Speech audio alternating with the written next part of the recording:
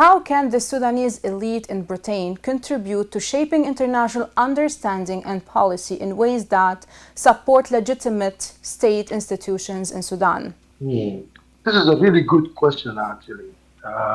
The problem with that question, if I could start with the negative aspect to it, is that in the past, the Iraqis, the Syrian, even the Libyans have actually fought turf wars in London as there was, a polarization in those societies. And that has actually happened with the Sudanese. So there is protest and counter protest at the moment, vying for each side. But current Prime Minister of Sudan, has actually done an amazing job. He's on a visit at the moment to the United Kingdom. He has delivered a brilliant performance at the Oxford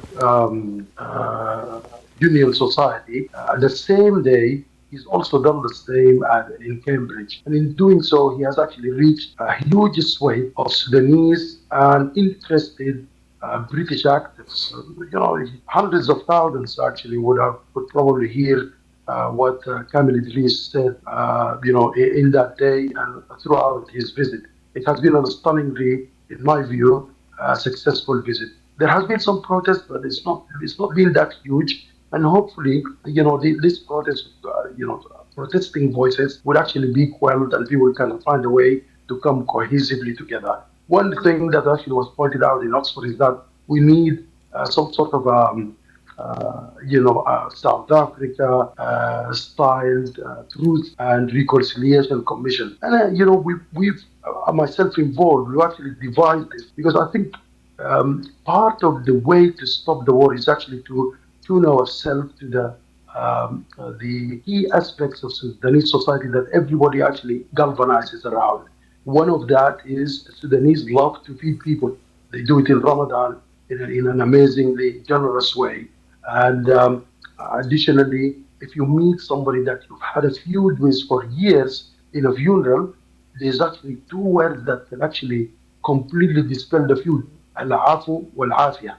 We've actually, from our end, wanted to devise a forum where hate speech is actually completely destroyed with this concept, which is actually also is a pervasive concept across the Arab and Muslim world, particularly at the end of Ramadan. Al-afu wal-afia. As for the professionals, I hate to say, there isn't that much unity among the Sudanese professionals here. If you look at the doctors' union or the engineering union, engineers, that they are all infighting and vying for their own self-interest. And, this is also an element of aspect of Sudanese life, where the Sudanese abroad don't really perform together.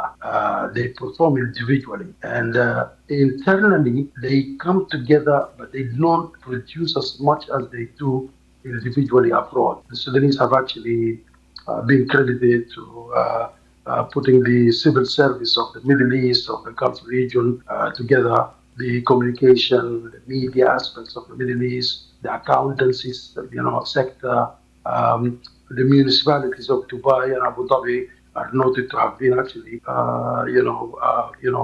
planned by Sudanese people.